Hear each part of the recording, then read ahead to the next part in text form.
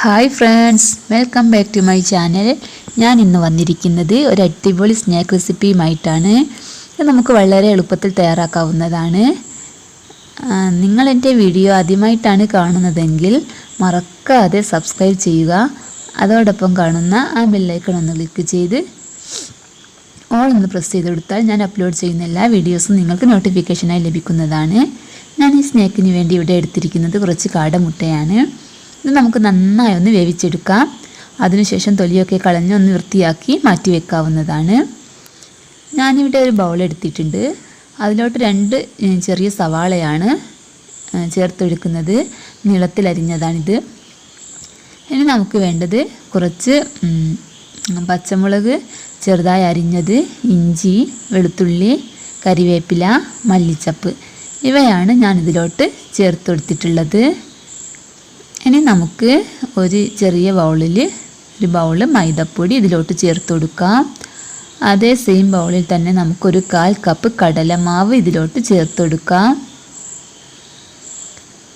ആവശ്യത്തിന് ഉപ്പ്,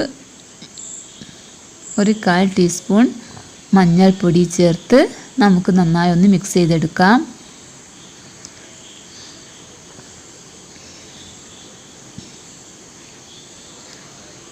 ഇതിലോട്ട് കുറച്ച് ഒരു 2 ടേബിൾ സ്പൂൺ വെള്ളം ഒഴിച്ച് നമുക്കിതൊന്ന് നന്നായി ഒന്ന് മിക്സ് ചെയ്തെടുക്കാം. ഇത് കൈകൊണ്ട് മിക്സ് ചെയ്താൽ മാത്രമേ നമ്മൾ ഈ എല്ലാ സവാളയും മൈദയും അങ്ങനെ നമ്മൾ ചേർത്ത് എല്ലാം ഒന്ന് മിക്സായി കിട്ടുകയുള്ളൂ. ഞാനിവിടെ എടുത്ത ബൗൾ ചെറിയതായതുകൊണ്ട് ഞാൻ ബൗളൊന്ന് മാറ്റി കൊടുത്തിട്ടുണ്ട്. നമുക്കിതിലോട്ട് വേണമെങ്കിൽ ഒരിത്തിരി മഞ്ഞൾപ്പൊടി കൂടെ ചേർത്ത് കൊടുക്കാം. ഒരു കളർ കിട്ടാൻ വേണ്ടിയിട്ടാണിത് ഇങ്ങനെ ചെയ്തത്. ഇനി നമുക്കിത് നന്നായി ഒന്ന് കൈകൊണ്ട് തന്നെ കുഴച്ചെടുക്കാം. അപ്പോൾ നമ്മളുടെ ഈ മാവ് ഇവിടെ റെഡി ആയിട്ടുണ്ട്. ഇതൊരു ടൈറ്റായിട്ടുള്ളൊരു പാകത്തിനാണ് കിട്ടിയിട്ടുള്ളത്. ഇനി നമുക്ക് ഒരു 1/4 കപ്പ് പാലിലോട്ട് ഒരു എഗ്ഗ് പൊട്ടിച്ച് ഒഴിച്ച് കൊടുക്കാം. ഇതൊന്ന് നന്നായി മിക്സ് ചെയ്തെടുക്കാം. ഇനി നമുക്ക് കുറച്ച് ബ്രെഡൊന്ന് മിക്സിയിൽ പൊടിച്ചെടുക്കാം. ഞാനിവിടെ എടുത്ത് വെച്ച മാവ് കയ്യിലൊന്ന് പരത്തി കൊടുത്തിട്ടുണ്ട്. കുറച്ച് വെള്ളം തൊട്ടതിന് ശേഷം ഒരു എഗ്ഗ് അതിലോട്ട് വെച്ച് നമുക്ക് ഈ ഉള്ളിയുടെ മാവ് കൊണ്ട് ഈ എഗ്ഗ് കടമുട്ടൊന്ന് കവർ ചെയ്തെടുക്കാം.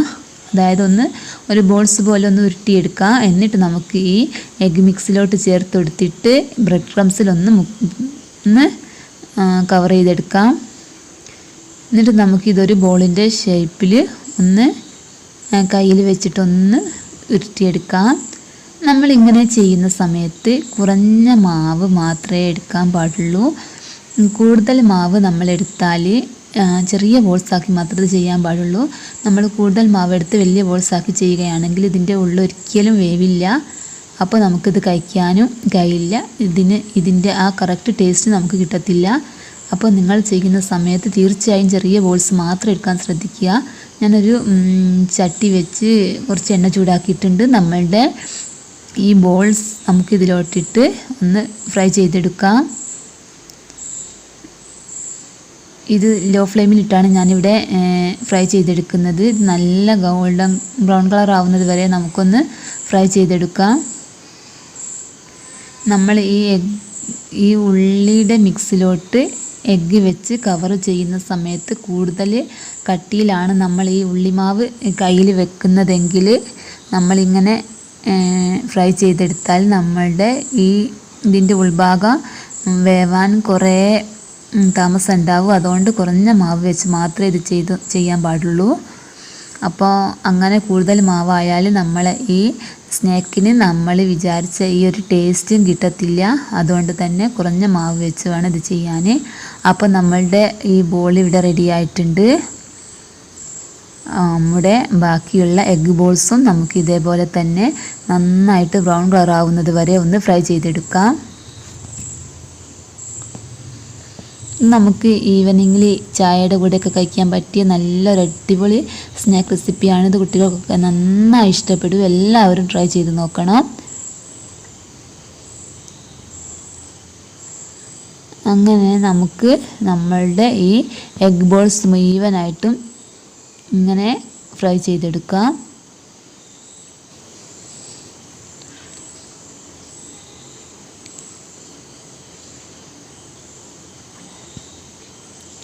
ഇപ്പം നമ്മളുടെ ഈ എഗ് ബോൾസൊക്കെ റെഡി ആയിട്ടുണ്ട്. നമുക്കിതൊന്ന് കട്ട് ചെയ്ത് നോക്കാം.